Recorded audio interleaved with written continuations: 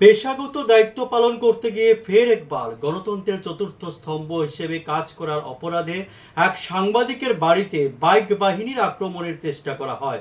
ফোনে সাংবাদিক তাপস দেকে মোহনপুর মহকুমার গান্ধীগ্রাম এলাকার যার বাড়ি, সেই সাংবাদিক যার নাম তাপস দে, তাকে ফোনে প্রাণে মারার হুমকি পর্যন্ত দেওয়া হয়, এমনটা অভিযোগ করেছেন সাংবাদিক তাপস দে। ফোনে হুমকি দেন এলাকার মাতব্বর হিসেবে পরিচিত, রাষ্ট্রবাদী নেতা হিসেবে পরিচিত, শাসক দলের তাবর নেতা হিসেবে পরিচিত শ্যামল দে। ওনার বিরুদ্ধে রাতেই এয়ারপোর্ট থানায় মামলা দায়ের করেছেন সাংবাদিক তাপস দে।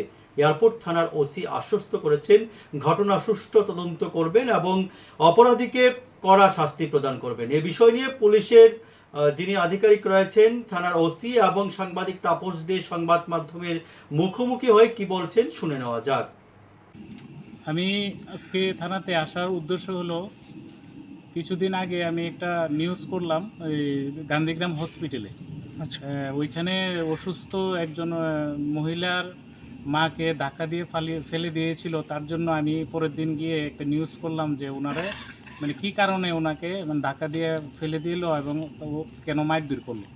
তো সেই নিউজ করার পরে যে আসামি ছিল, তো উনি আমাকে আজকে সন্ধ্যা ঠিক 8টা সাড়ে 8টার সময় আমাকে ফোন করে হুমকি দিচ্ছে যে আমি যে নিউজ কী কারণে করলাম এবং কি করে নিউজ করলাম, আই কার্ড নিয়ে ওর সঙ্গে দেখা করা এবং মারার হুমকি দেওয়া।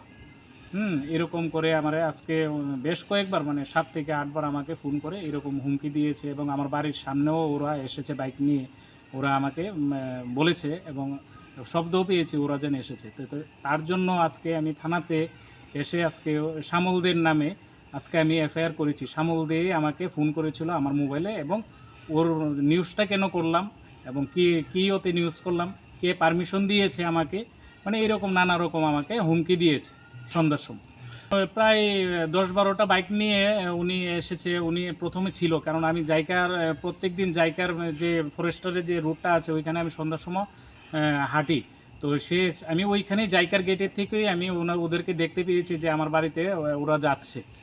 আমি সরকারের কাছে একটাই অনুরোধ করব যে আমাদের যে প্রেসের যে মিডিয়ারা আমরা সবাই আছি, যাতে আমরা সুরক্ষিত থাকতে পারি, তো সেই দিকে একটু নজর দেওয়ার জন্য। এবং আমি আজকে যে অসুবিধাতে পড়েছি, সেই অসুবিধাটাতে যাতে আমি সম্পূর্ণ এবং সরকারের থেকে আমি সম্পূর্ণ হেল্প পাই, তার জন্য আমি এবং নেক্সটে যাতে আমার মতন এবং নেক্সটে যে মিডিয়ারা যাতে এরকম অসুবিধা না হয়, তার জন্য আমি সরকারের কাছে অনুরোধ করছি যাতে এটার দিকে একটু নজর দিয়ে আমাকে একটু হেল্প করে।